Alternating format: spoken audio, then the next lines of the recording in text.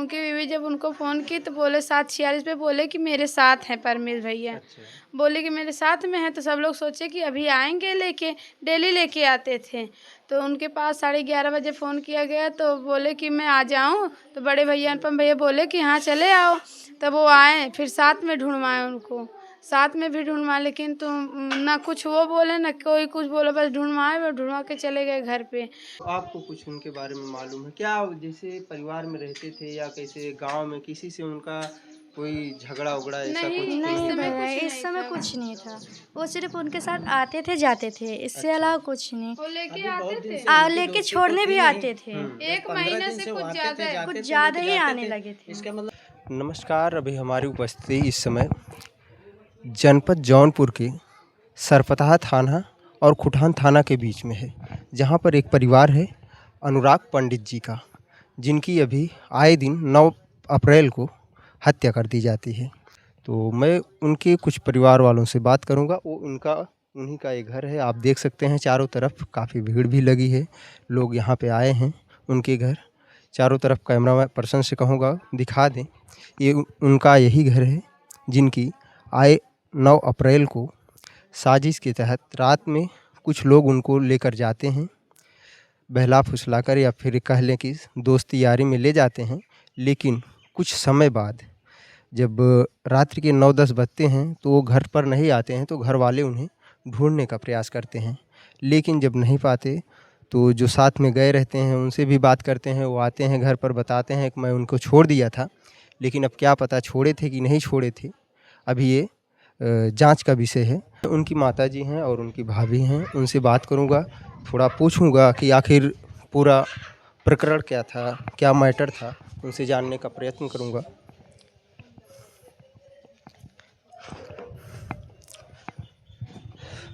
आप देख सकते हैं ये उनका पूरा परिवार है जो सदमे में है, फिर परेशान है। और इधर दिखा दीजिए, ये माता जी हैं अनुराग पंडित जी की, और पूरा परिवार इनका है। और माँ जी से मैं बात करूँगा, थोड़ा पूछूँगा।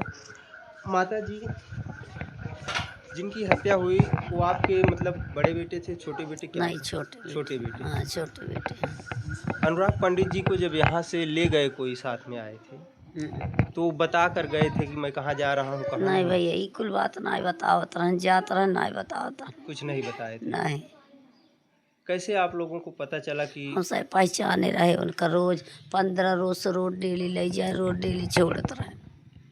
अच्छा, हाँ, उनका क्या नाम था जो क्या जिनके साथ गए थे? परवेश नाम। परवेश। हाँ, तो जो कितने बजे आए थे यहाँ आपके घर? 4 बजे आन लिया गया भैया। 4 बजे आए हाँ, थे। 4 बजत रहा। अच्छा बहन जी, क्या हुआ था, आपके क्या लगते थे? मेरे भैया लगते हैं, मैं उनकी बुआ की लड़की हूँ। अच्छा। हाँ, अच्छा, आप उस समय आई थी यहाँ पे कि अपने मैं यहीं पर रहती ही यहीं हूँ। पे रहती हो आप? तो क्या क्या मतलब कैसे मैटर हुआ, क्या हुआ उनके साथ? उस दिन शाम को 4:30 बजे आए वो। अच्छा। पहले एक बार 4 बजे गए वहाँ से गए, उनको लेके आए, कहीं बैठे थे वो, लेके आए। उसके बाद वो तैयार होके निकले, 4:30 बजे निकले। फिर जब बहुत लेट हो गया, 7:46 पे फ़ोन किया गया उनके पास, हाँ। भैया, मेरे भैया के पास। तब उनकी बीवी फ़ोन की तो बोले कि मैं यहीं हूँ तिलंगा बाबा के मंदिर पे।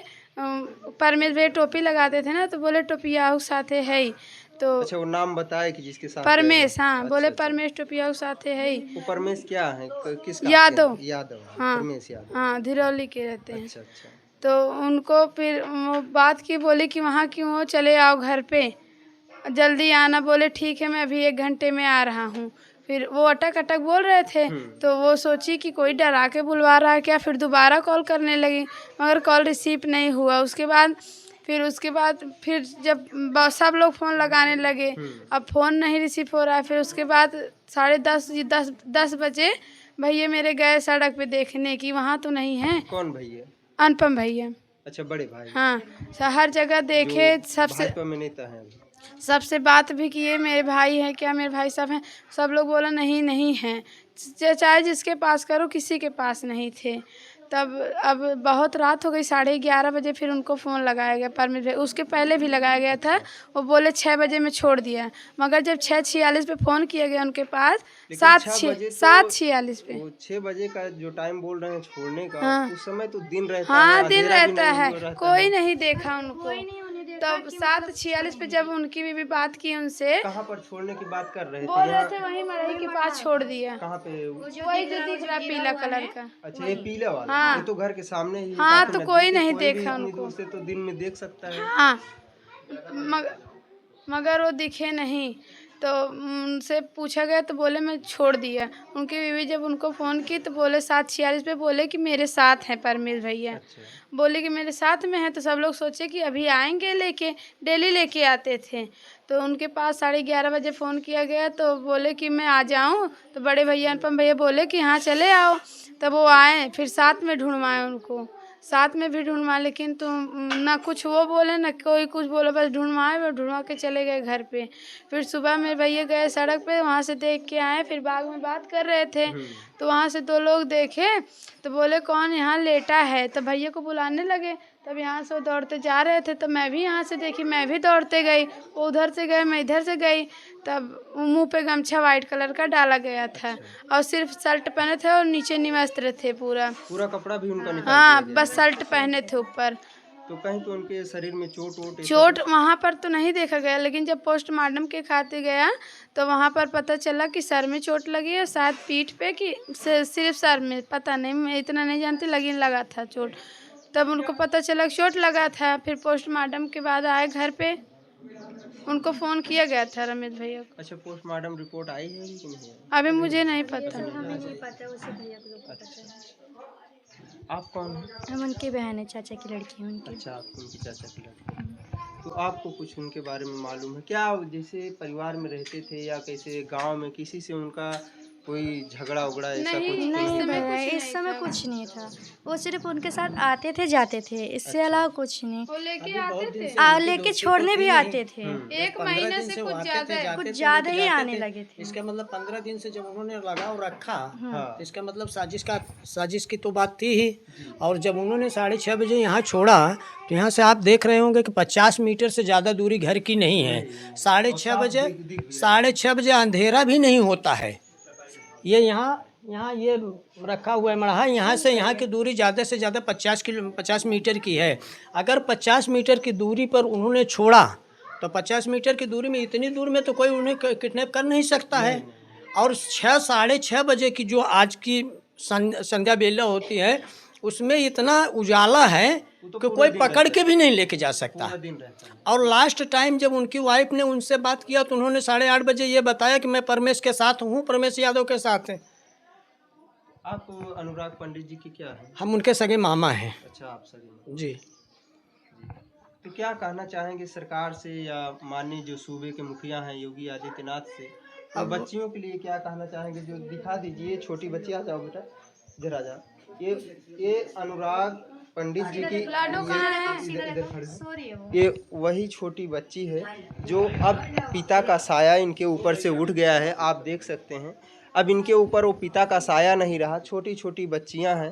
कैसे इनका लालन पालन या जो पढ़ाई लिखाई का सब कुछ कैसे चल पाएगा? मैं सरकार से या बाबा योगी आदित्यनाथ से कहना चाहूँगा, ऐसे व्यक्तियों पर जो इनके साथ क्राइम हुआ है या उनके साथ ऐसी साजिश रची गई है, उन्हें सख्त से सख्त सज़ा मिले।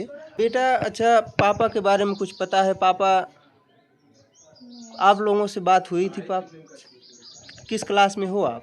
एक में हो अभी एक नहीं है। और जो आपसे छोटी हैं वो पढ़ने जाते हैं? 2.5 साल। अच्छा, अभी नहीं पढ़ने जाते हैं, छोटी हैं।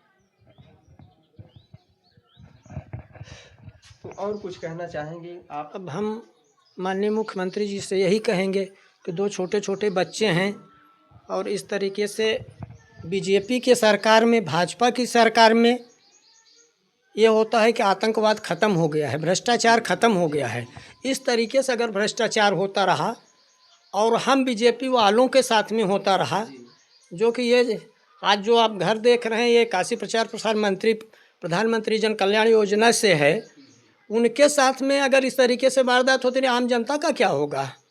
तो हम मुख्यमंत्री से अनुरोध करेंगे, विनती करेंगे कि आप इन बच्चों के लिए कुछ ना कुछ सोचें और अपराधियों के लिए उनको कड़ी से कड़ी सज़ा दी जाए और जल्द से जल्द उन्हें जो है हिरासत में लिया जाए।